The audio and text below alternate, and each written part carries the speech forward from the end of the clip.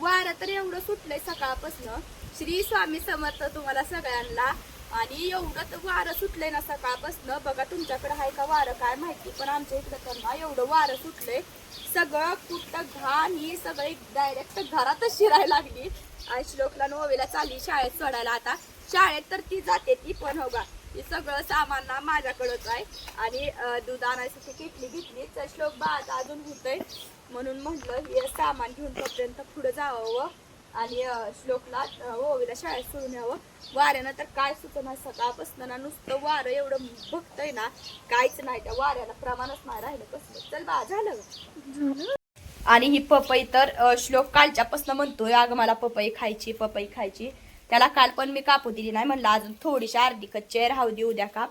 आणि आज सकाळपासून एवढा गोंधळ चाललाय ना, 2 दिवस झालं बघा पाणी पण चालू झालेलं नाही, त्याच्यामुळे एवढा गोंधळ चाललाय वैताग आलाय नुसता. त्याच्या गोंधळात आज पण पपई खायची राहिली, पण म्हणलं असू दे आता 5 वाजता श्लोक शाळेत आला ना तर आलेल्या अगोदर त्याला पपई कापून देते. आणि सकाळची सगळी धमाल मजा मस्ती ना तुम्हाला आपल्या मोठ्या ब्लॉगमध्ये बघायला मिळेल. आणि आज मी मटकीची भाजी बनवली तर त्याची पण रेसिपी मी मोठ्या ब्लॉगमध्ये शूट केलेली आहे.